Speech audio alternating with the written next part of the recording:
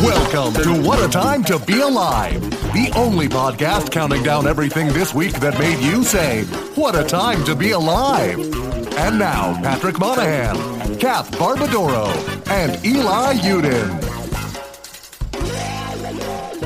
Folks, welcome to What a Time to Be Alive, the only podcast that counts down the things each week that make you say the thing that's style of podcast. I'm Patrick Monahan.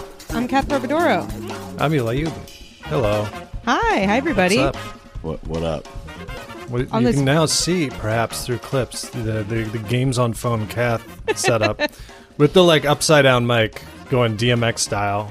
I don't know how I feel about clips of me. This was more for your benefit, but I guess if we want to put this out here, that's fine. That's fine. Shelby said, "Too bad." Yeah, Kath's in the studio right now. She's got the mic hanging down. Every day I'm hustling. Shout out to all the pair. Still the greatest Rick Ross quote of all time. You guys familiar? Yeah. He's got I saw a picture of him or a video of him randomly on Instagram or something recently. He's got his beard coverage is insane. It is total. I don't understand. Yeah, from eyebrows down. He's No, it's the thickness of it. It's it's just perfect. It's perfectly manicured. I don't understand how it looks. It doesn't even look. It doesn't. Oh look wow! real. Yeah. It's the difference. He clearly subscribes to the He's trimming off the flyaways, but it's like a perfectly manicured hedge where it's just really filling in completely to the shape. Yeah, it's very topiary. Yeah, coated. I wonder if he does have growth. some grafts or extensions on certain parts, to keep that even. But although I guess I feel I do see a lot of bald guys who the chin hair is double regular chin hair because no hair up top. Yeah, I do feel that is a type. They got a woolly willy situation going on. Right. Yeah. They dragged it all down to the bottom. The human body gets a finite amount of hair, and it's just everyone is a woolly willy, and it just gets distributed. Well, you got it. It's already the shavings are already in the thing. You can't add more. You can't take them away. They got to go somewhere. I'm like Donald Trump with heartbeats, except for hair. Plus, you pre-allotted amount.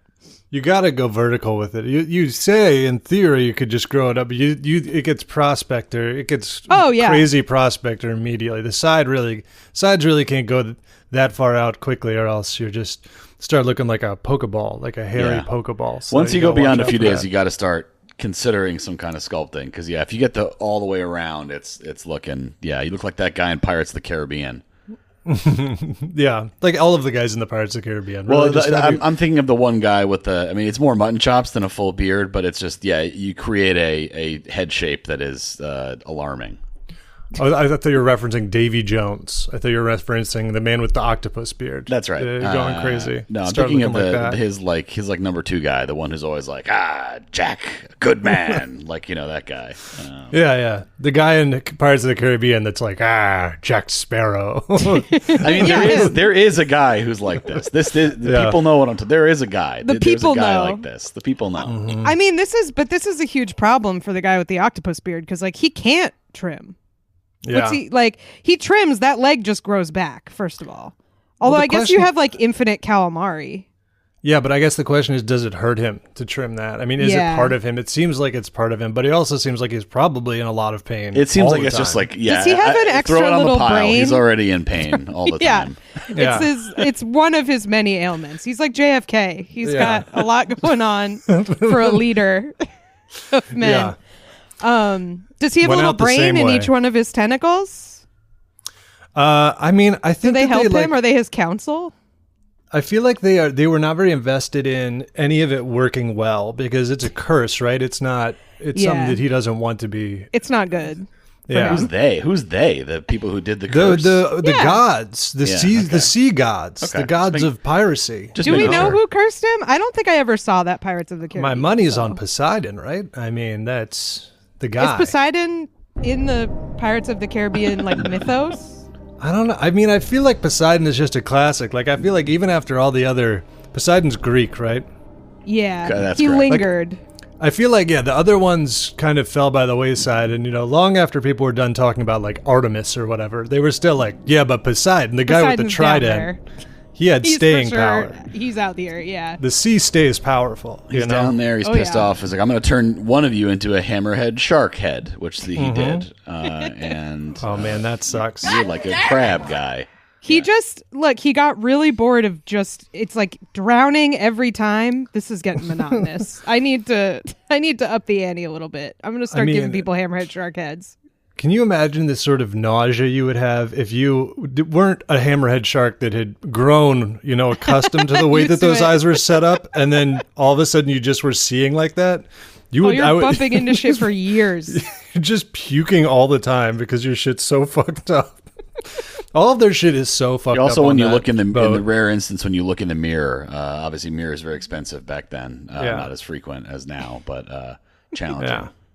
Can cut your own hair pretty. You can see no vanity mirror necessary though. If you're the hammerhead shark guy, you can see both sides. You don't need to do the thing that unnamed people need to do, where they need to use their phone to check that they shave the back of their head correctly. So you can see both sides. Something we should all aspire to these days. These do you have times. A lot of pictures in your phone that are just like blurry sideways pictures of the back of your head? No, I do it live. I do it live. I check it. I check it afterwards. But I do have. I mean, I've talked about. I have the pictures of like back when I was still tracking the progression of the bald spot. But you had a bald spot pic. I did. I posted this on Blue Sky, but I got a real baby shoes never worn short story in my email yesterday. This is a short story written by Amazon.com on March 13th, and it is. Here's what you can see: shipped wall clipper self haircut. Very sad. Just the perfect little haircutter for sad boy on its way. Do not worry. Table for one. Table for one. The table for one haircut kit is ready. Why would they even expand into this?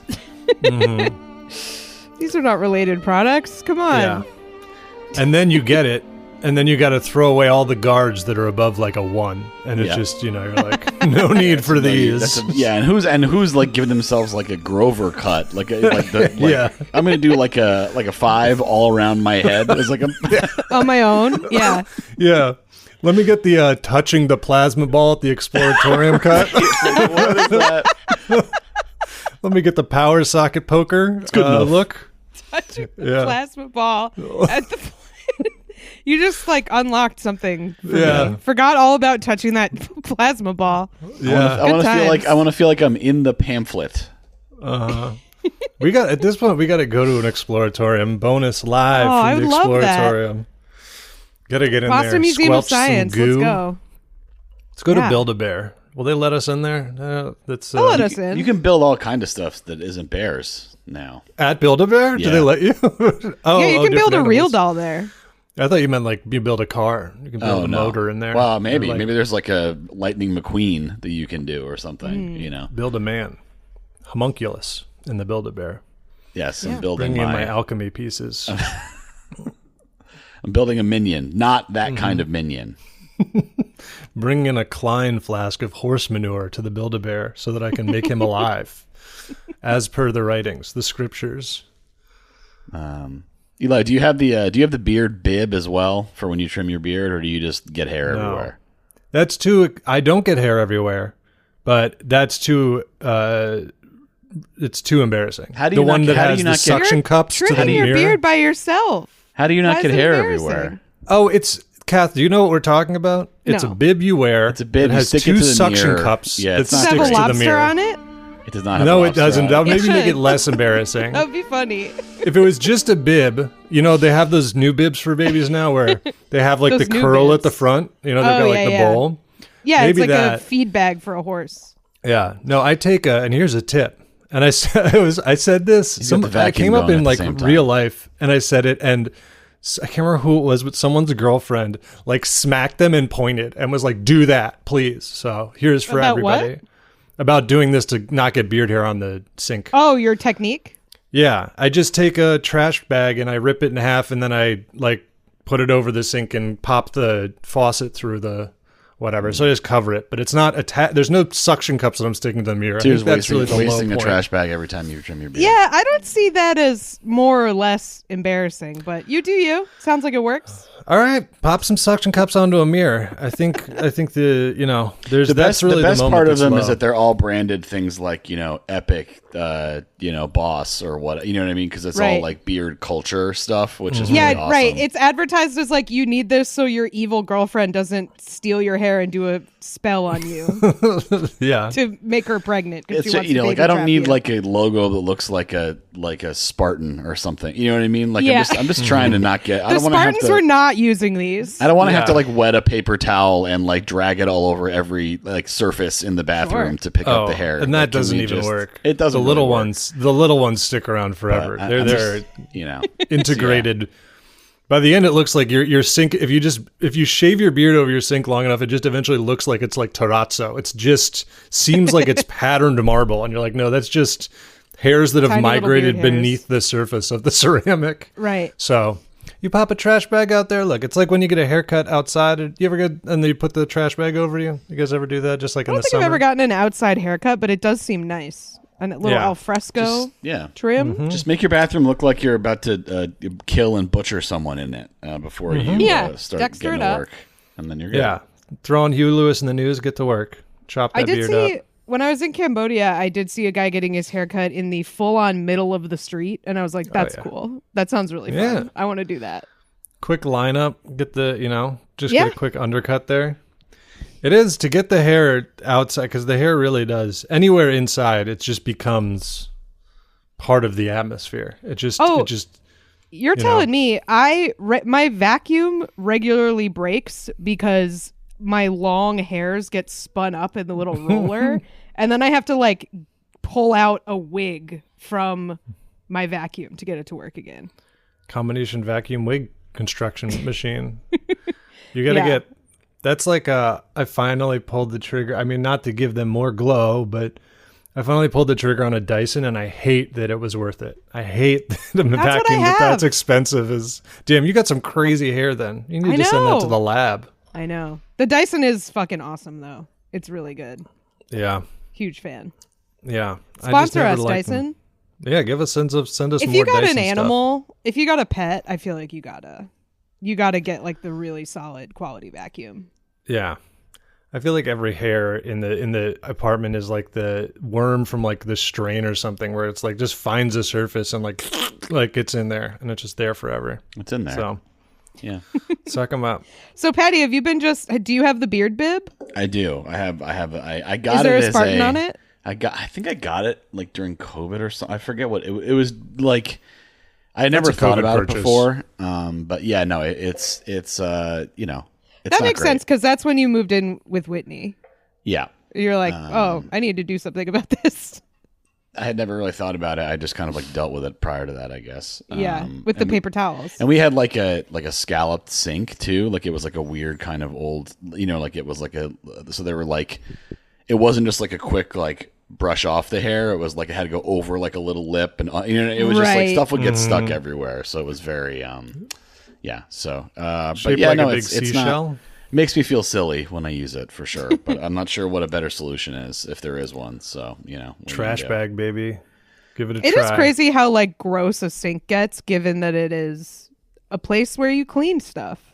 It just like I feel like I have to wipe down my sink counter like every day, or it gets disgusting. What am I doing over there? Why does it get so gross? It's taking the brunt of it, It's like even though I replace sponges, and I know that you have to every time. I'm like, I've been cleaning the shit out of this thing effectively. I've been basically washing this thing constantly. It should be the cleanest thing in my house. Get washed, yeah. Yeah. Fair enough. That is sort of true. Yeah. Patty, did you send us your beard bib? Yeah. Well, this is just one of many when you Google it. But this guy's beard this guy's beard is not long enough to need this. That's now I understand why Eli thinks this is embarrassing. Humiliating. Okay. I was like, the picture must not be complete in your head. Yeah. Kat is missing a piece. I guess it didn't occur to me that it is that it like literally ties around your neck and then suctions. I mean, it's like it's like getting a haircut. It's like putting on the drape they put you under. It looks like they're going to have a wedding reception in your sink. If I had a beard, I would absolutely get one, but it is way funnier looking than I was expecting. I'd throw this out. Imagine this situation, if you will. Open your mind. You're in the middle of trimming your beard with the beard bib on, and someone breaks into your house and kicks open your bathroom door, and then you you're stuck yelp. in your mirror. What do you do? You yelp, you jump back, all of the hair is fired into the air, and then both suction cups pop off. What then? Well, you grab it. You grab the you take the suction cups off, but keep the hair in the little thing, and then you confront the robber and you fling the hair at him to disorient him. It would kind of work. Like throwing sand in someone's eyes. I'm going to leave, but I'm going to collect this hair. I'm going to leave it as evidence everywhere I do crimes. So you're going. They're like, where do you keep your silverware? Just gets a ton of hair in their throat. Little hairs in their throat and their eyes and shit. Like we said, they get embedded wherever they are. I feel like this would work. Yeah. But he would have your DNA for all of his future crimes. That is true. Just dropping a couple of those everywhere. Oh, interesting. String of burglaries, and you couldn't help but notice your beard hair is everywhere at all of them. It's like, well, there's also here. If we're for sharing our embarrassing things to do, I will trim my beard with the bathroom trash can I have, which is small, like holding it as if I was puking, as if I was gonna throw up, and just like buzz straight into the trash can. It's called keeping things nice and clean.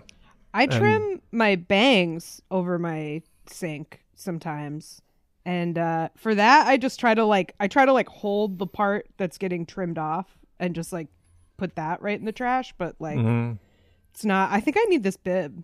I think the bib's going to be my solution. There's also something about beard hair that it's like what are those things that get stuck on your pants when you go hiking or whatever? A burr. Yeah, it's like burrs or brambles. They're like so much more than head hair. They really...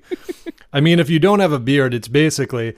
we don't want to say it, but it's pubes. It's pubes. And so it's got that kind of like magnetic quality, as if they're all ionically charged somehow to stick to anything. So you got to get the bib. And that's our... 15-minute beard bib chunk for the listeners. We talk about beards a lot, but I do feel like I learn something every time we discuss it. There's a lot to it. There is, and it's like for something that's like, it just grows or it doesn't grow, but it's hard to. I follow whenever you're like, how do you trim your beard? There's like a video a guy did, but he looks like an asshole. So I got to send them the video, and I'm like, but don't do like half of what this guy does. Do half and then stop. He does too much. Yeah, and he's wearing a hat. He's wearing a fucking hat. He's wearing a big fedora or whatever. And so I'm like, you don't want to do all that. Ignore the part at the end where he says, and now put on a fedora. And he's wearing a lot of rings. He's wearing the Instagram rings. So I feel like there is sort of an equivalent with like for women's fashion. Like there are a lot of like category systems for like, if you're this shape, dress like this or whatever. And I think similarly with like the beard guys, it's like, so some of this information is helpful to know, but if this is like, if you get really into this, you're like a crazy person and like really lame and embarrassing. But like you do have some knowledge that is helpful to the general public. So we have to put up with your weirdness about this. Otherwise, a wineless hates to see you coming. You end up in that situation. You end up with the wineless hating to see you coming. That's right. Should we do numbers? Let's do it. Number 5. Hey, respectful applause. It's nice. I agree. Nice applause. Number 5. Okay, now we're... Right, when you applaud long enough, it does just start to coalesce into timed clapping. That's a very... Oh, God. I don't care for this. People clapping along at a fucking Tool show. Trying to... Okay, number 5. Otter Chaos submitted this on the Discord. This is a story from the world of sport. This is a thing. The sporting world. In football around the world, they have this thing called a VAR, which is video assisted review, and it basically exists to take away goals and things like that, which is great for one side and bad for the other side, and blah blah blah. Everyone seems to hate it equally because it gives and takes at the same rate. So it's like for things like if somebody's offsides or whatever, it'll like I guess zero. And it's kind of like the not as fun because it's not visualizing as much, but like in tennis when it's like you see somebody is like out by a millimeter or whatever when they do the eagle eye. It's kind of like that. But there was a close play in a match in the Bundesliga, the German soccer league, and the referee went to go look at the to see if there was a penalty kick that should have been given out. He went to go check the VAR, and when he got there, it was black. The screen was out, and TV footage caught a person in white overalls and a ski mask wearing, and the two teams here were Preußen Münster and Hertha Berlin, and he was wearing the colors of the Münster team. This could be a false flag, in my opinion. And it appears that's true. You can't take that. That's right. If you were clever enough to wear the mask, you probably would also not wear the colors of your team. But basically, this guy unplugged the system. And he couldn't do it based on that screen, and instead there was a flaw in this plan there's a fail-safe. So instead of the ref making a decision, there's an official that's associated with the VAR system who usually kind of talks to the referee. So I guess they have like another booth somewhere or something kind of, and they just made the decision, and there was a penalty, and the Hertha Berlin, the other team, scored. So this guy was a Munster fan. He blew it, but they did. So they scored, and then let's see. I like that there's like a special ref who just like speaks with the robot. Like he's like the robot's little attendant. Well, he's up in the little booth. In MLB, they have something similar too, because like they have review for plays, for certain kinds of plays in baseball, and they throw it. It's always there's a little room in the MLB offices in New York that like they're like a little booth that there's always somebody manning during games, and they're the ones they always have to throw it to New York to see what the answer is on the replay. So they do the same I get why people don't like this. You have to do it because the games are on TV. So there is like film of it. So you can go back. But it should just be like it's all like it should just be like this happened and then no one can review. Yeah. There will not be reviewing or rewatching of this. This is happening now. And whatever you see is what you get. It very much depends on which team it's in favor of. And sometimes you're like, yep, no, leave it. And then other times you're like, I'm going crazy. But I agree. I love the thing. They do the same thing in the NFL, Patty, where they have New York just takes this like weird kind of like as this like roll of this like data where they're like, New York has notified us that the play is in, like they get this, which I assume has to be like a big red phone. And they're like, yeah, like it's always New York referred to as this like great overseeing entity.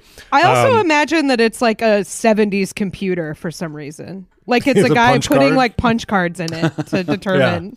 And the punch card is coming out and just says like safe or whatever.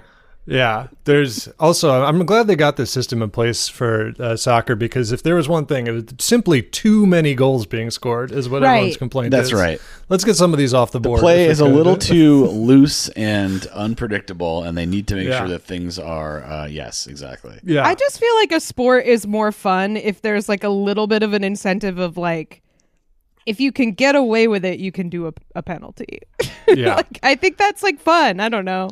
They do that more in the NFL. And, like holding happens every play or whatever. But there's also been plays. I mean, it kind of sucks, but there's been some that, because they famously tried to make pass interference video reviewable, and the refs just ignored it every time. Yeah. Like no matter what, they go review it and they go, we have decided we were right. And so they just took it away because they were like, they're not doing it. So is that how it works? Is like only some things will be adjudicated by footage? Yeah. Certain types of plays, certain things are automatic depending on the sport. Like, you know, or if it's within a certain amount of time of the end of the game, certain things are automatic and they're not otherwise.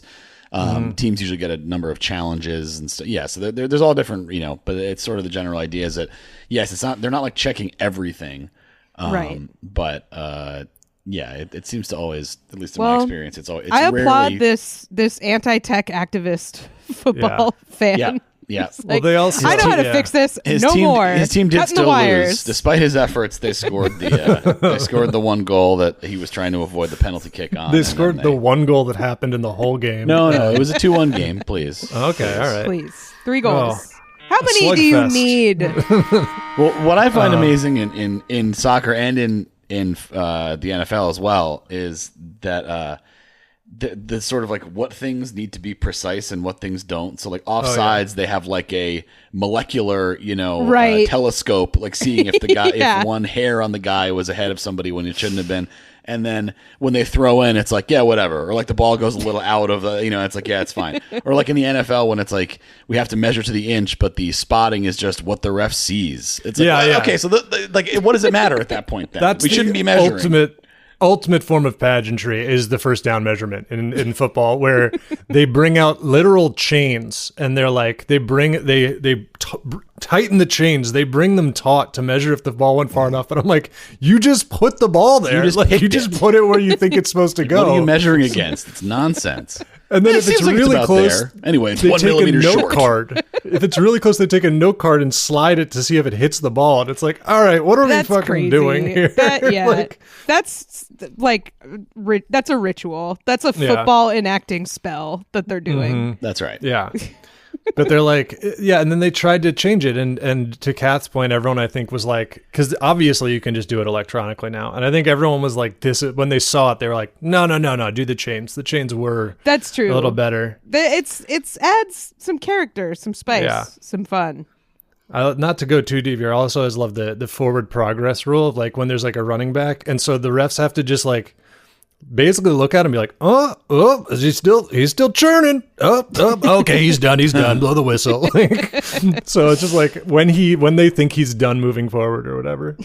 It's very fun. Keep that in there, even though it's infuriating. This is a human game. It should be dictated by human capacity for error, taking chance out of it is like, it's a game. You can't. Yeah, I don't know. Trying to make it as objective as possible. I understand why if you have devoted your entire life to being good at it, you would have a different opinion as me. But I don't know. The only technology they need to add is if you want, you can have one of those tall chairs like tennis. That's a good move. Have somebody sitting in a tall chair. I like the tall chair in tennis, which I don't think do they really need that? I guess so, to see the lines. They're wrong a lot, though. Well, this way they can't get attacked, and they have a position of authority. Right. They can't get attacked? The masses are snarling under the chair. But they can't get him because he's too high up. That's the chair's the exact height. They just are down there shaking their fists at him with torches. Looks like I got that one wrong, and your favorite guy lost. The chair is the exact height of the wingspan of the tallest player and one regulation racket so that they can't hit them with the racket. Yeah. I mean, tennis is like super, at least at the major level, tennis is like super automated though. So it's almost like they have even less of it. Their job is mainly to shush people, it seems like. Right. Mm-hmm. They're the tennis babysitter is actually their position. Yeah, especially the U.S. Open. They got to get the high school principal in there for that, man. That's real. You've been to that, right? Yeah. Are people like acting crazy? It's many of those. It's super fun. This year, the match we were at was, and there were a couple that were pretty bad. People in terms of audience. Yeah, audience doing going into business for itself, as to use a wrestling industry term. A lot of that, where it's just like, because there's often those people would love professional wrestling where half the audience is doing that. There's going into business for themselves. They're chanting CM Punk during the during the finals of the U.S. Open. Yeah. There's always like the. People are like quiet, because when you're supposed to be quiet during play, and there's always some psycho who screams like, from like the up in the wings, like right after everyone shuts up, and it's like, who is this? Like, you think the player is like, oh, thanks, man. You know what I mean? Like, it's just not. It's just a complete. Well, then the next noise you hear from them is a Wilhelm scream as they are thrown off the back of the arena where they're sitting. Well, they have, because that in like golf too, isn't golf just because everybody, it's like movies now. Nobody knows how to fucking behave. And so golf tournaments have gotten really bad. It's all Happy Gilmore's fault. Happy Gilmore. Yeah. I mean, we've all done stand-up comedy since the pandemic. I think this is a an issue currently, irrespective of what you're watching. People don't really know how to not yell when they're watching things, I think. Yeah, it's just those are the ones where you're not allowed to yell. All the other ones you're like basically allowed to yell, and even like sometimes allowed to say mean shit to the players, but they're like, just don't go over the line or whatever. Yeah, but a couple people did get punched, which they deserved in at least last year in the NFL. Wow. There was like a fan that got hit, and but he's trying to bring a suit for like $100 million or something, though, right? There's one guy that it seems like he shouldn't have gotten hit, but there was another guy where he got hit and started it, and the player was like, because everybody's mic'd up now, and the player was like, "This is what he said," and everyone was like, "You're actually fine. That's cool. He's banned from the stadium, and you're cool. Actually, that's a crazy thing to say." He filed the fan filed a $100 million defamation lawsuit after the most inevitable thing that could have ever possibly happened after this. Against the player. That was DK Metcalf, and I think he was just saying his full government name over and over, and it pissed him off so bad that he hit him. That's what he claims he was doing. Claims, over and over. Something tells me that is not going to make somebody snap to punch. But who knows? Well, they be hitting their heads a lot, so some of them are a little short. On the fuse. That's not unfair. That's that's true. Man, remember that? We can move on, but the big Pistons brawl back in like when Malice at the Palace, when the dude who looked like Turtle got out there and was ready to fight, and like I forget which player it was, but he like slipped because he would have beheaded the guy if he'd hit him clean. Like it was like I feel like the confidence with which like a sports fan will yell at an NFL or NBA player, like talk trash to them. To me, it's like. It puts in perspective those surveys where it's like, 30% of men think they could win a fight against a grizzly bear. And it's like, okay, that's those guys. Like, these are the men who think they could land a plane with no help. You know what I mean? Like, this is all of a piece. These are those people. These guys have the measurements of a bear of some kind. So they're ready to scrap. Just like way overconfident in their ability to do pretty much anything. If you're talking trash to someone who is a professional athlete, right? Who's running towards you, ready to punch. Right. Like I will kill you with a punch, and then like because somebody's water bottle sprayed, 7 feet tall, slipped a little bit on the floor, and like hits a glancing blow, and you still are like. Knocked to the ground. It's like, you are, oh boy. Yeah. Is that what happened with that guy? He slipped a little and it prevented him from getting his block It was not a off. clean hit. He would have knocked his block off for sure. His block would have been knocked off. His block would have been off. Just a backwards hat flying, Yeah. I'm sure the audience would have gone nuts. Would have. Oh, yeah. Strangers would have been hugging. It would have been a uniting moment. Turtle's hat went flying when he got punched in that theater. Went gone. Looked like one of the Jabberwockies threw it up as part of the routine. Thing was spinning. Highly recommend the video of a streaker getting full tackled by Bobby Wagner, a linebacker who is going to be in the Hall of Fame. Has to be high on the record for having tackled the most people in a career, and the dude just gets nailed by him in full pads and nude, smeared onto the court, nude. You run the risk, of you do that, and it's like I'm just having fun, I'm streaking or whatever, I'm promoting whatever fucking gambling site or but it's like, man, if one of these guys is having like a bad day personally for some reason. They are going to take it out on you, and nobody is going to say anything about it because you put yourself in the field of play like that. It's like trying to interrupt a wrestling show, too, although they just like straight up beat your ass, like punch you and like pin you down. I've seen that happen. It's very uncomfortable. But no one's coming to your aid, for sure. Yeah. Folks, on this week's bonus episode, we open things up with a long discussion about falling down and the funniest ways to do it. Then we cover an unusual erupting pipe in Osaka. If you'd like to listen to this bonus episode as well as a back catalog of hundreds of other bonus episodes, patreon.com/whatatimepod is where you should go. You also get ad-free versions of our main episode. Check it out. Number 4? Yeah. Number 4. Number 4 this week comes to us from False flag fajita in the Discord. Another L taken by Germany here. Or wait, did Germany win the last one? Let's just they say were both German. They were both German teams. All right, so somebody lost. Yeah. Some part of Germany lost, and again, Germany taking another L here. This is a lawsuit that's happening. That this has been going around, so you might have seen it. And this is a lawsuit that has been brought by a German tourist against a taqueria here in New York. It says that their salsa caused severe physical symptoms. This is a single bite of what is known as Los Tacos, #1 green salsa, sued for damages. As you might expect, this man is being roasted like the peppers in said salsa. Also, I think a detail here to say, like, right off the bat, because we don't want to get into a thing where it's like, like the classic McDonald's lawsuit where like, this guy's crying and it's like, his esophagus is in tatters. No, it's not that sort of situation. The first thing you need to know is that this taqueria is in Times Square, so the chances that any of the sauces there are legitimately hot is incredibly low. I mean, Los Tacos is good. Yeah, it's actually good.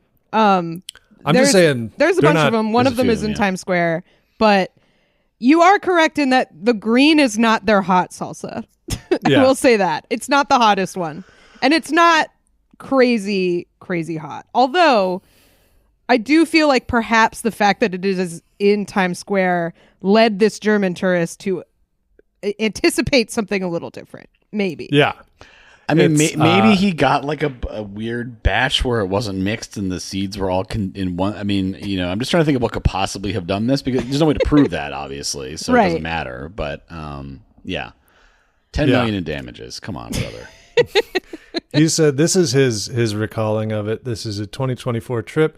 The plaintiff, Feikal Mans, I guess that, however you say that, he says, he suffered severe physical symptoms. I felt I was too hot. My mind, my head. I contacted my wife. I said, there's a problem with the sauce. He's an engineer, by the way, which is, I mean, if you're from Germany, yeah, sure. They're all engineers in a way, right? Very efficient people. Feels like a very German job. So he said his tongue burned, his face turned red. So I guess, he's just having Looney Tunes symptoms, and his heart rate soared. I guess he was wearing a tracker or something. His Apple Watch told him that. Then he does say, this is strange. Are you being chased by a wolf? Yeah. He suffered gastrointestinal distress, fair enough, and mouth sores that lasted for days. So the mouth sores is unusual. I mean, yeah, maybe he was allergic to something in it or something, but I mean, I don't know. Gonna need to see some photos of these mouth sores. Not that I want to see them, but like proof of this, that there were sores and that they were caused by this. Also, I feel like this statement probably is not going to help you in court here, where he goes, this guy, the reporter did their own research here, and they had contacted the man, and they said, I'm going to go try it. And he says, please be careful. I had no idea. I put a lot of spoons inside. So it's kind of like, okay, all right, man. Well, you're pouring it all over. Like, what? Are you aware of like what salsa is? First off, is that the issue here? Were you like not? Yeah, yeah. This is not. Were you pouring ketchup. like an 8-ounce Hale and Hardy cardboard like cup onto this? A full broken lasagna right onto the taco. So this guy did go. This story from Gothamist, the guy did go try it. Spoon the red salsa and the infamous, it's so funny to say just the phrase infamous salsa verde, which like you said, salsa verde is not known as like one of the incredibly hot ones usually. I mean, I went to Los Tacos #1 like 2 weeks ago, and like it is spicy, but like by Mexican taco place standards, it is well within normal range. It is not crazy at all. And they don't have a sauce there that's crazy.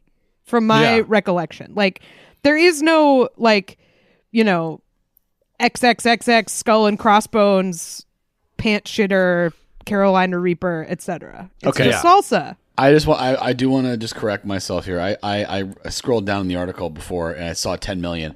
That's a different lawsuit he's filing. I mean, again, this guy does not live here and is suing.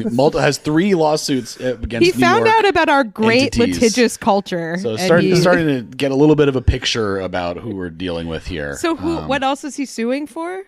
Well, there's one that, let's see, there was one in Scrolling down here, I think it had to do with Best Buy or something. Too spicy. Oh, Walmart for discrimination because he wasn't able to access the store's Wi-Fi because the login required a domestic phone number. So that's good. I assume the dismissal order said like "get a life, you're not even here anymore" or something, probably. And then also Best Buy, one of the big TVs fell on him in the Magnolia section, the Magnolia Home Theater section. Yeah. The NYPD, he was frightened by a scary movie on one of the TVs. The NYPD has a lawsuit. Let's see. He tried to call 911. He was terrified by a giant hummingbird displayed on one of the 4K TVs. It startled him, and he called 911. Yeah. This is a different thing. There were two people there. He saw some people fighting or something, I guess, and he claims he saw, I guess, and they wanted a specific address rather than a landmark, saying the NYPD does not use Google, and they also said they wouldn't be able to call him back because their system couldn't call foreign numbers. So that's the one he wants $10 million for. I don't know why he gets $10 million for that, but because he had to see people fighting, and then no one came to do anything. Just walking around with his fucked up German cell phone, mad that no one can process. What's one of those, Orange or something? What are the weird providers they have in This Europe? Is one of those things where it's like, I would like to read the New York Post take on this because I think it will be appropriately dismissive of this guy. Right. Yeah, one of the few things we're aligned with New York Post on making fun of bozos such as this. The crowd-eating kook decided that, or whatever, Yeah. He really, I know other Germans have to be really embarrassed by this guy because, like, calling the cops because you ate salsa too spicy and seeking that is like one of the most German stereotypical actions I can think of. I'm trying to think of because I feel like there is some pretty spicy German. Well, they have lots of good Turkish food there, which is like, he claims he never eats anything spicy, so he just simply blundered into this and was not warned sufficiently. How about you Google taco or salsa before you eat it? Good sentence in the Post article here. Despite admitting he never asked staff about the heat or even bothered to sniff the sauce before dousing his dinner, he argued that the restaurant failed to warn him of every possible harm to him, including that Mexican salsa might actually be hot. So, They didn't tell me the fork was pointy, and I stabbed myself. Like, at what point, dude, do you just need to be, escorted around? Yeah. He tried to. This is good This is like good publicity for Los Tacos, I think. Yeah. I think this is great for them. Look, this is kind of a good. I mean, I'm not saying that's what this guy's doing. But the idea Don't sue us. if you right, exactly. If you're coming to the US, if somebody was coming to the US, they would just like get themselves into situations where they could file a lawsuit and just sort of through nuisance payments pay for all their vacations, I guess. Yeah. One way to vacation do that. Although this guy is like if Mr. Bean was evil. He's just trying to put himself into like catastrophes so he can sue, just doing all kinds of consequential pratfalls, hoping the right rich person crosses his path so he can stick his lawyers on very very rich, very rule focused. Like I should be. Why do you need a domestic phone number for me to get on your Wi-Fi? It's like how long are you in this Walmart, by the way? Right, like on vacation. Like what? Like what is going on? Yeah. Traveling to the U.S. to see the famous 24-hour Best Buy in Union Square. It's like, just go, I don't know, go see like the Empire State Building or something, man. I also feel like this guy he didn't, kind of commit where it's like, I bet you could find a couple restaurants you could really burn your shit up in. Oh, yeah. And maybe make a case for, but it's not going to be a chain taco place. The case is lost. He did lose. The judge basically ruled as you'd expect, where he's like, I don't know, man. This kind of seems like your problem. I feel like if I were ask anyone if it was spicy. I mean, that to me is like the big, you know what I mean? Like, I'm sure there's a sign that is somewhere probably that says like, but I mean, again, you can't be surprised that salsa's hot. Like, I don't know what to say there. I feel like if I were overhearing this case, if I were the judge or a lawyer or something, it would make me want tacos for lunch like so bad, like when it would go on recess for lunch. and I feel like that alone would like help me make my decision, where I like come back from lunch with salsa on my robe. I'm like, it was fine. It's not that hot. That's exactly. You'd write it off. You'd just be like, hey, just stop it. I'm gonna pull up Uber Eats. Tacos I'm gonna for order the this whole taco. courtroom. We're all going. Watching everyone eat the taco you ate and filing be fine. into the restaurant. The whole jury is getting presented the exhibits. Yeah. So that's exactly what they said. They said the salsa fell within the norm for products of its nature, and said, in fact, when it comes to salsa, the spice is often the point. So no luck for this man. Good luck with Best Buy or Walmart or whatever. Now let's put that old lady and her McDonald's coffee in her place. No, that's different. Thank you. No, she got severe burns in her genital skin area. off her legs. Stop banging the gavel. You're not a judge. You're running hot. Number 3. Number 3. Number 3. Number 3 comes to us from Hamburger Button Hater in the Discord. This is a story about the dastardly raccoon, the creature of the night. Raccoons are smart little guys. They got little hands. I like these guys. They're they want to be our pets. They like us. And they want to gain access to our homes. Owned. Yeah. These animals crave to be owned. They're trying to get in. I'll say that for them. They're trying to get into the house. Yeah, for sure. That to me makes me think they want to be pets. So these raccoons, they basically did a scientific study here where they put some food inside a puzzle box, clear box, and had the raccoons, like, they had to do certain little things, like different challenges, like moving. They made them play Legends of the Hidden Temple. Basically, they had to put the little kind of puzzles, silver monkey together, tactile puzzles they had to do. And raccoons have very sensitive paws, and they help them. They're like basically like similar to human hands. They're very able dexterous to gain information from them. And apparently, even after the study was over, they basically they keep picking the lock and learning how it works to just sort of store the information for later. Apparently, is the best way they can think of it. So they are, they're learning in a way that is not just to get the food. It's also just in case they encounter this in the wild, I guess. Yeah. And that is alarming. Maybe they just like picking locks. I think they like puzzles. They like a puzzle, yeah. They look like little. That's what they were saying, right? There's a reason that they look like crooks. They look like they're wearing those little masks. Whoa! Little crooks, right, classic crook. Do you think perhaps the crook mask is modeled after the raccoon? Well, then that's also a slam on raccoons, is it not?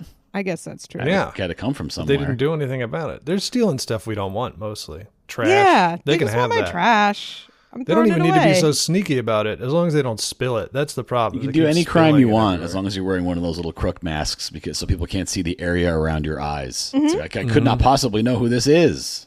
Yeah. I will say they are not that sneaky about it. At least not the ones in New York. They're not really hiding their activities. Yeah. They're pretty out in the open. They will barely glance at you if you walk by while they're conducting their burglaries. Yeah, it's not a quiet job. It's they're banging around. They're conducting. They're banging around. They're I just see them in the park a lot, and they barely register you. They're like, one of the people that produces the stuff that's in here. Okay. Also, they benefit from the fact that people are just usually really happy it's not a huge rat. Like if a trash can's banging and then a raccoon climbs out, you're like, oh, nice. I was worried it was going to be a, dog-sized rat. And instead it's one of these delightful little creatures. Many pests in New York really get a buy because the floor is giant rat. And so anything that's not a giant rat, people are like, oh, phew. Wherein in another context, you wouldn't be like, I'm so pumped there's mice in my house. You know what I mean? Yeah. Oh, not rats. Fantastic. Yeah. I connect with the rats. I mean, the raccoons. Me rats too, sure. But the raccoons, I love puzzles, and that's, you know, I think they're just having fun. You should give them more puzzles, because they said they like had the little box with a marshmallow in it, but then when the marshmallow wasn't in there, they would still do the boxes. A, you're saving marshmallows, you know, that's a marshmallow budget is dropping. But B, maybe they just like doing puzzles. Get them in the orthodontist office. They go crazy with the little everything in there. What's in an orthodontist office? They always got puzzles for you to do while you're waiting for your braces to get adjusted, you know? Any dentist office that caters to like a younger crowd, you know, they got those slide puzzles. They could do some highlights. They could point out the differences. I don't know if that's within a raccoon's abilities. I don't know if they're doing spot the difference, but yeah. My therapist suggested I get a Rubik's Cube this week. Do you think I should become a Rubik's Cube person? What a lateral move. I don't see how that... It's a puzzle. What hole is it solving? Like what hole is this filling in your life? Because I've been like really anxious lately, and she was like, let's think of some ways to distract yourself when you're anxious. And I'm like, I don't know if doing a Rubik's Cube is going to make me less anxious, because now I'm like, everybody's judging me for being a Rubik's Cube person on the subway or whatever. I mean, I get that part of it. It is nice, especially as an adult in this world. It is very nice to have something that, like, you know when it's done and you feel good about it. Like video games in general, like, it's like, oh, great. The bar is full and I'm rewarded for this work, instead of just like nothing forever, just medium forever. Here's my problem with becoming a Rubik's Cube person is I'm not good at puzzles. So not only am I a Rubik's Cube person, I'm someone failing to do a Rubik's Cube and getting mad at it in public. Yeah. I can't be that. I can't be someone bad at Rubik's Cube in front of other people. That's going to make me anxious in a different way. Just being like, what the hell? Yeah, just like getting pissed off and chucking it into my backpack. So I'm so mad. I would love to see someone just eating shit on a Rubik's Cube on the subway, like for a long trip. Let's take the train together. Yeah. I don't know, but my respect for Rubik's Cube, like people are good at it, is like dropped to zero, because you learn that it's like you just learn. Yeah. And so it's like, fuck that. I don't care, you know? And then they like take off all the stickers and stuff. And I'm like, I don't know, just, this isn't work anymore. We know what you're doing. We're up to your tricks. We're up to you. We're on to you. Yeah. Yeah. We figured you out. Yeah. So raccoons, you know, pretty cool. This explains why they're, good at hanging around human civilization, because they can just kind of, you know, get into our garbage cans and stuff, as we've said, and even if they're locked, apparently they can figure it out. And that's why they live in places like, especially I learned this from Nirvana, the band, the movie, but apparently they're in Toronto. They're just kind of there the way that we have. Oh, there's so like, many rats. in Toronto. Yeah. Mm-hmm. Which is pretty a little kind of an upgrade, although I'm sure they are sick of them in their own way as well.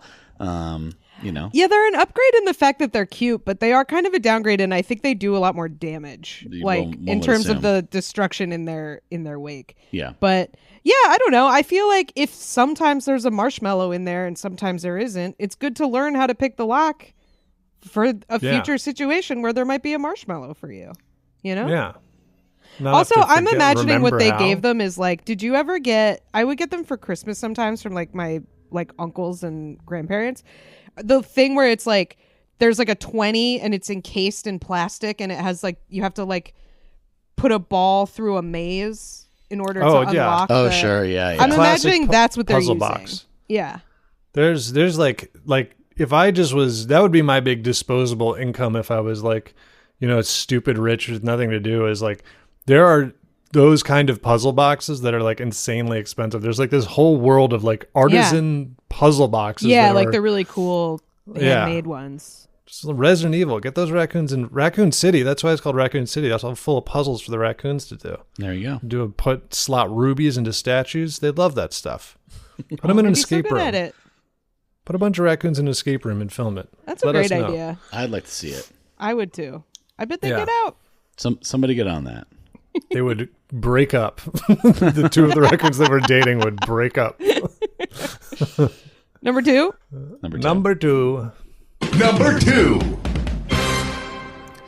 Number 2 this week comes to us from Iguana Helium Cube in the Discord, and it's fucking gross. I don't like it one bit. It's nasty. It's, it's runners who are, because just running isn't enough to tell people anymore about on this how much you love podcast running. already.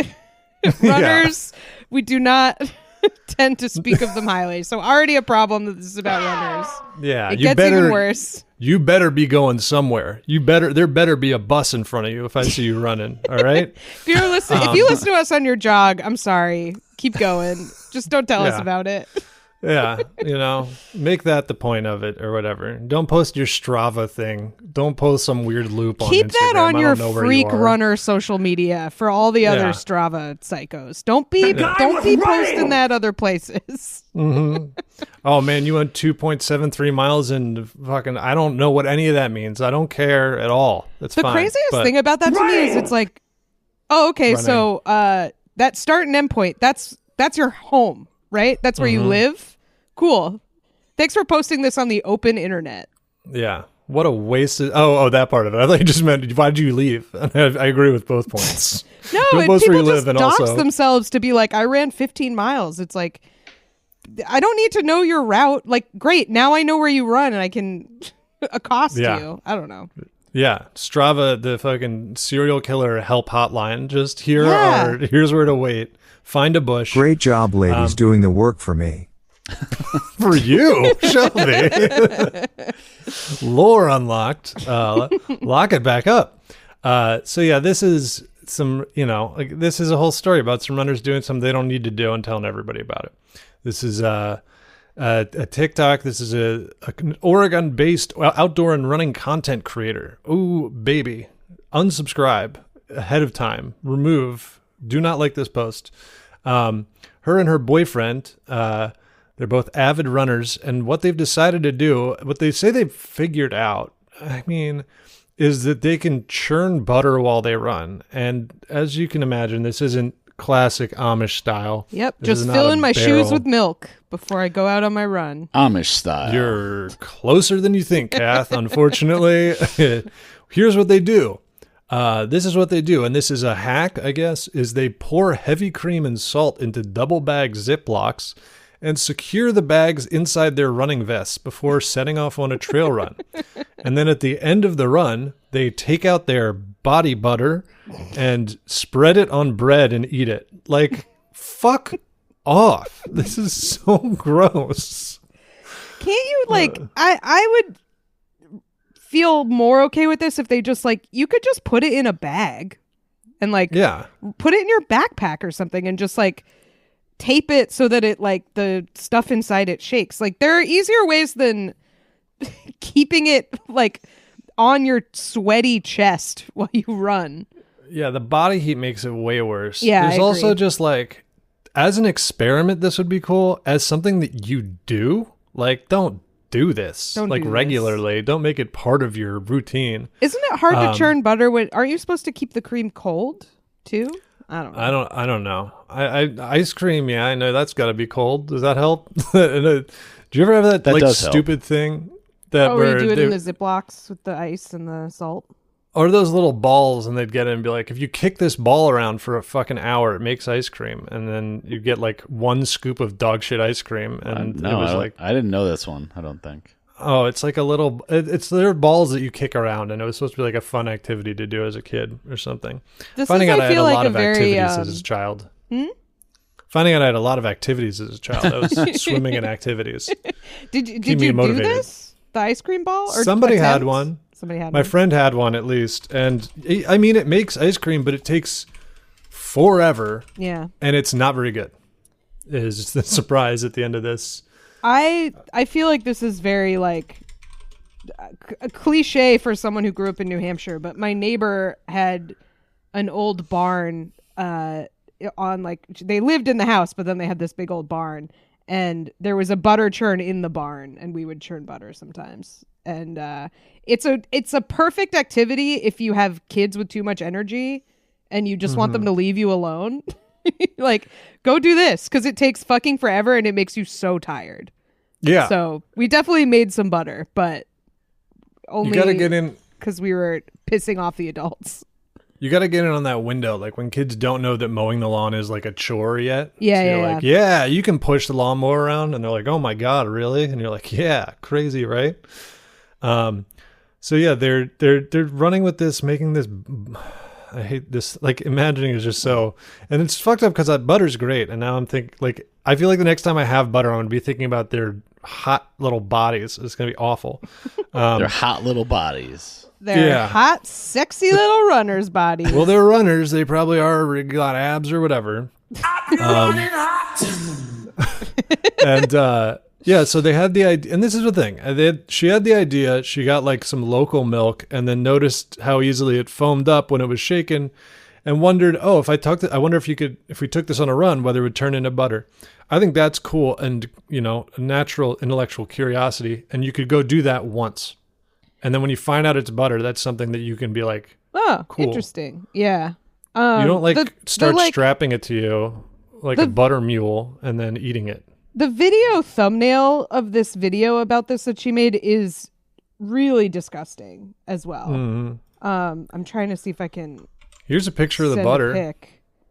It looks gross. If that was regular butter you bought at the store and that's how you got it, you'd be like, do you have any other?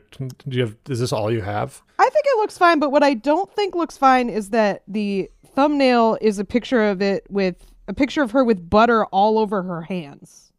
And that is nasty. Yeah. That is gross. It feels like weirdly fetishy somehow. Like, I don't know. Yeah. Can't say I'm crazy about it, but I guess if this is how you make your butter, keep it behind closed doors, and that's fine. Well, there's also a secondary benefit here is that her skin is breaking out, apparently, she says. So what is that part of it? Or is she just like, by the way, my skin's breaking out? So it might be maybe just because they're eating a lot more butter now.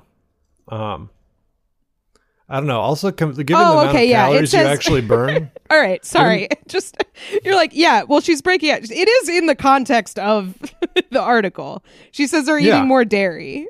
Oh, yeah. I'm not like seeing a picture of her and being like, she looks terrible, by the way. She brings this up. By the way.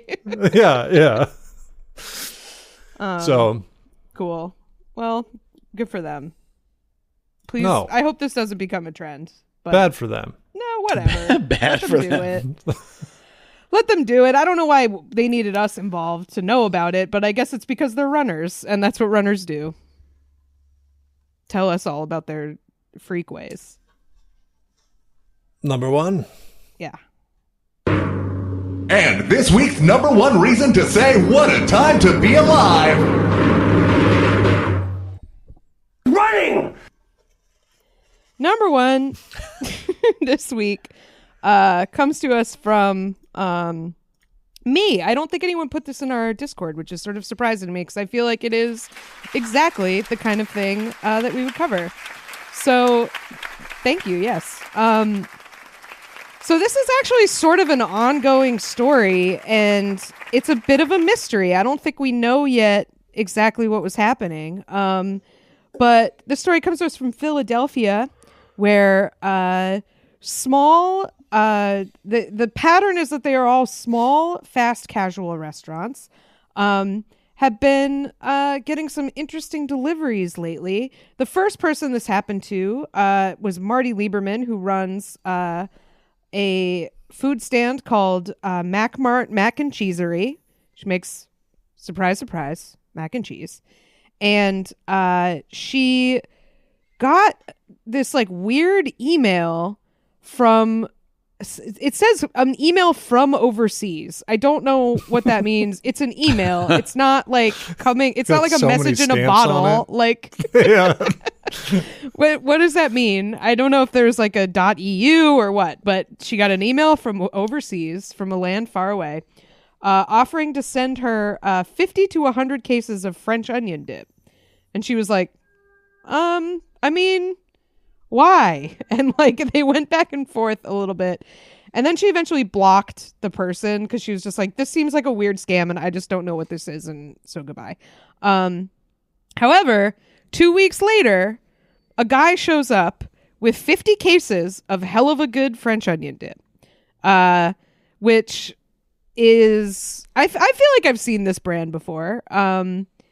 It's like very grocery store. I feel like it'd be weird for a restaurant to like sell, although not to use if they already had French onion dip. Anyway, she gets a bunch of cases of this and she's like, what the hell?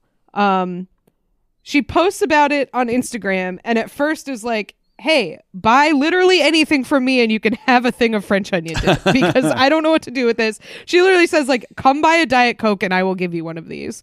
But then she thinks about it for a little while. She's like, I actually don't know where these came from, so I'm not going to give it. I'm not going to give them out. Distribute them to everyone as part of my business. Yeah, she was like, hold on. Apparently they expire in like 3 weeks. I don't know where these. I'm not gonna. Sorry, false alarm. But also, what the hell? So she just posts about it. It's like, this is really silly. Yeah, weird thing. Don't know what happened. But then, in the ensuing couple weeks, so the first one happened. The article was March 5th. Then March 11th. There are a bunch of other restaurants that have had this happen to them, where like people are getting these pallets of French onion dip delivered to them. All day hoagies and ice cream got 600 tubs of dip. Each tub, by the way, is a pound. So 600 pounds of French onion dip. They again decided not to sell it. However, they said the employees of All Day Hoagies and Ice Cream did test the dip and determined it tasted, quote, normal. But then threw it away because the company told them to get rid of it. It's normal. However, they did say that everyone who tasted it is fine. No one had any problems. Everyone made it out alive. Another one, Ed's Buffalo Wings and Pizza, got 2 identical enormous shipments of dip last week and gave it out to customers. So no scruples from Ed's Buffalo Wings and Pizza. Is there any sort of a follow-up article? I'm still kind of wrapping it because Buffalo Wings and Pizza, now there's a classic combination. All day hoagies and ice cream. Yeah. Are they not? I feel like you can add on ice cream to the end of any restaurant. It's not that weird. I don't know. You think it's weird? Seems like I guess so. Fuck me, I guess. I don't know. Shelby agrees with you, I think. I think it's strange to Jersey Shore type place. You could see that, right? Like, like they have it's like beach stuff, like a big sandwich and ice cream. I don't know. It's not that. I don't think of a hoagie as beach stuff, but that's fine. Everybody's wrong. I don't know what to tell you. I like a cold sandwich and then cold ice cream to me is weird, but that might be a purely sensory problem for myself. Well, so just to as far as who's getting the French onion dip, it does not seem to be discriminating by restaurant type because people on social media. So after the mac and cheese place posted about this on focus Instagram, on the hoagies. After the mac and cheese place started posting about this on Instagram, a bunch of people were commenting like, oh, this probably explains why when I ordered Indian food from Palace of Indian on DoorDash last week, I got a random tub of French onion dip with it. So clearly this happened to them and they just were like, I guess we'll just give it to people. So what is going on? What is this weird marketing? What on earth? Very strange. They're just it's leaving. Inconclusive. It's so the company that makes this, which is Hood Dairy, which I think I talked about on this podcast because they made Hoodsy cups. They're in Massachusetts. So it's made by Hood Dairy, and Hood Dairy was contacted and they were like, it's a third-party promotion that resulted in a shipping error. And they're just like, we're looking into it, basically. They said we're looking into it. This is not normal for us either. We will be finding out why everyone has our dip. Once everyone ingests the dip, they'll be prepared for the next phase of our plan. Yeah, which they would say even if they were trying to spread. They go, oh, well, something must be wrong. You guys ate it, though, right? Did you eat all of it? You finished it, right? Okay. Cool. Okay, good.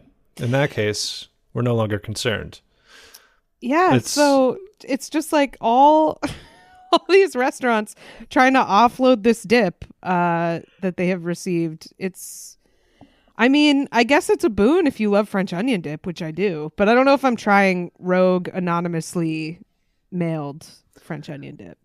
It's also like, doesn't it say that like almost all of them are right near their expiration date? Yeah. They're like 3 weeks away. Even as a promotional thing, it's like, here, try what is probably not a great representation of our French onion dip, right on the cusp. Have a taste of this right before it goes bad. Well, you need to let it age a bit, let the flavors settle, meld.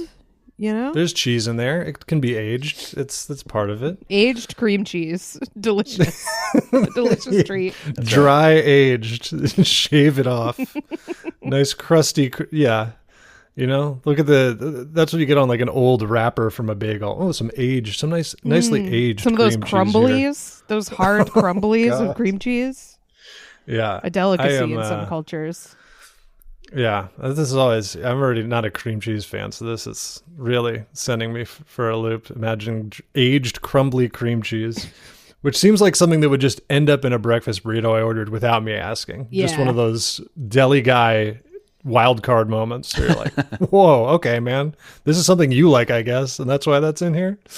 But some of these other restaurant people, like there's a Puglia Pizza in Philly. Their owner said, quote, "It was really good dip. I checked all the packages. They were all sealed with plastic with proper expiration dates. We made space for them in the walk-in, and the customers have been very happy." So some people are just like, I'm not looking a gift horse in the mouth with this French onion dip. Yeah. I mean, have you had this stuff? It's pretty good. It's good. Yeah. I guess, hell of a good. I just don't know. This is the equivalent of like picking it up off the street, I feel. A little bit. It's like approaching dumpster diving where you're getting into a thing where you're like, it's sealed, and you're like, but where was it sealed? Yeah. Where has it been sealed? I feel I can't read that name without thinking Haluva Kick, Sami Zayn's finisher for some near finisher. Or no, that is his finisher, right? That's the one he actually uses. Blue Thunder Bomb is the one that always gets a near fall. Yeah. Yeah, it's very I'm sure it's just Helva, and there's only one L, I guess, because you can't say hell. Can't say hell. You can't say Not hell allowed. back in the 50s or whenever this probably was started. I wonder where they're from. They're from Massachusetts. It's they good. are. Is that what you said? Okay, sorry, I must have cut out. That'd be a pretty good finishing move for somebody. The French onion dip. Some sort of drop them on the mat. A potato chip themed wrestler. Or just like the French dip. Just short. Ooh, the French dip. You dip them in jus. Yeah. Give them the old salt and vinegar, boys. Something like Dip that. them in jus, and then it's just a super kick, and it just make the jus flies everywhere. It's very cinematic. Put them in the crinkle cut. Get them in the crinkle cut. Give them the salt and vinegar, and then finish them off with the French onion dip. Guys in shambles on the mat. I'd be into it. I feel like you could I don't know, blade, and then the jus is the blood. Maybe there's a way. There's a way into this. I mean, it's pleasing to imagine someone getting some sort of slam into a huge bag of unopened potato chips, or just potato chips in general. But like popping the bag is very satisfying. Yeah, fill it with thumbtacks. There you go. Yeah. Were any of you guys the people who at lunch would just pop the chip bags? I always found that. No, crazy. I didn't need that much attention.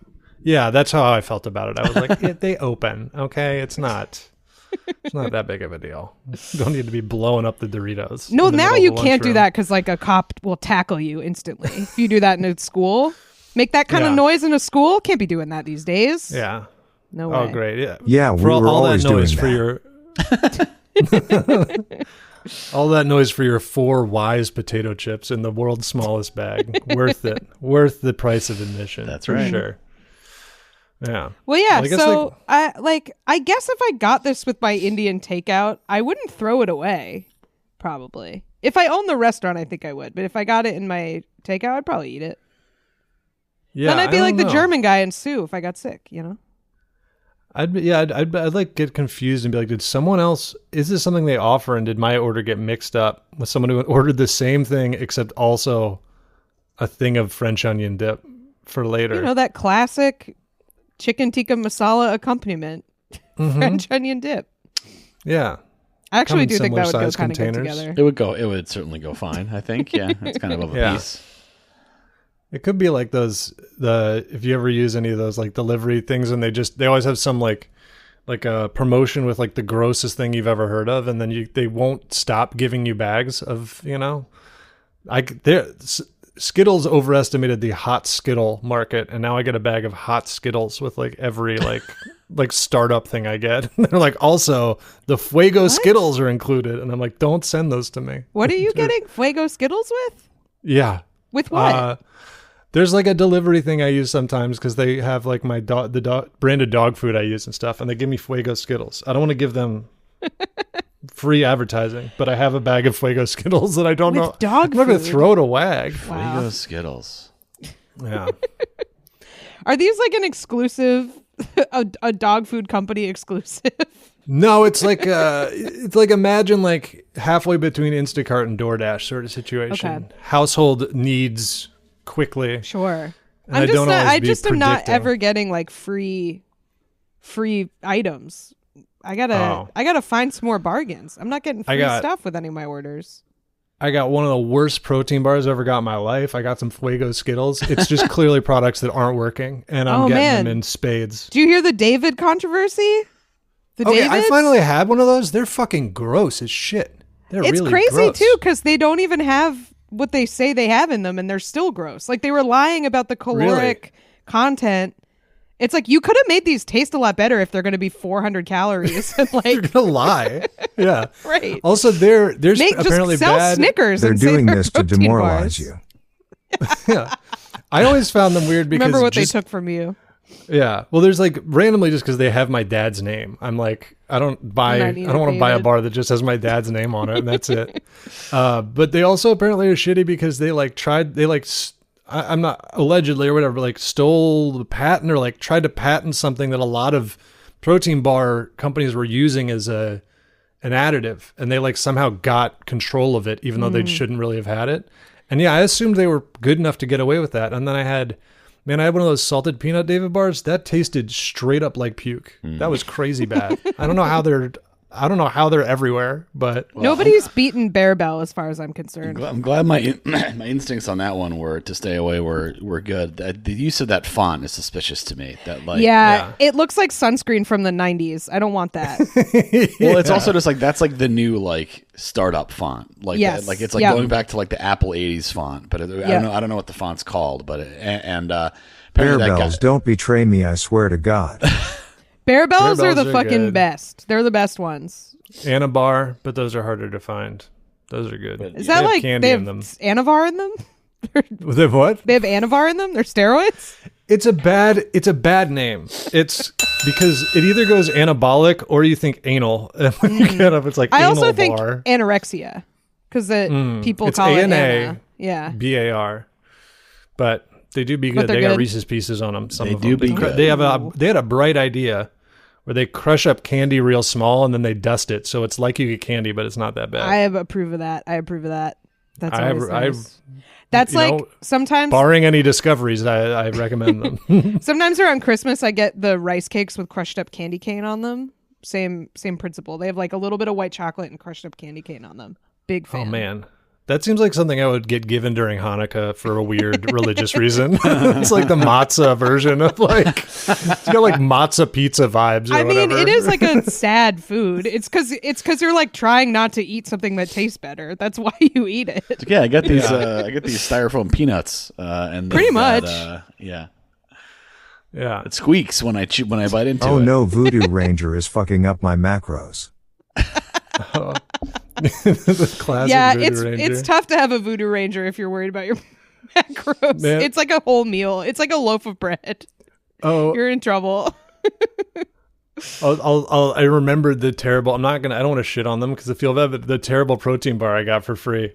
The whole wrapper was about how it was a mom and her daughter who made it, and I was like, "That's nice." And it was the worst fucking thing I've ever had in my life. I was like, "Back to the lab." I'm glad you guys bonded here, but man, many such cases at the farmers market. Unfortunately, yeah, paying $20 for something that sucks. Yeah, it is that. It's like there's so many like granolas and stuff, and it turns out just being like, what's that thing they call like you go to your friend's house and they're having Billy dinner? What's that tweet? Yeah. It's all Billy dinner shit. You're like, oh God, this is actually awful. Well, I'll send you guys the bar to avoid. I remember what it's called. The bar to avoid. The bar to avoid. Yeah. Do not engage with this bar. Should we do plugs? Let's do it. Sure. Like and subscribe. Y'all ready for this? Find our Patreon bonus episodes, merch, Discord, and more at whatatimepod.com. And follow us on Twitter, TikTok, YouTube, and Instagram at whatatimepod. Check out Kath's other podcast, Lie, Cheat, and Steal, about liars, frauds, thieves, and bullshitters. Theme song by Naughty Professor. Thanks for listening, and best of luck.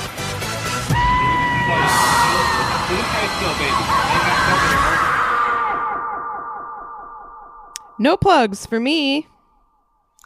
You can watch my Twitch if you want. Twitch.tv/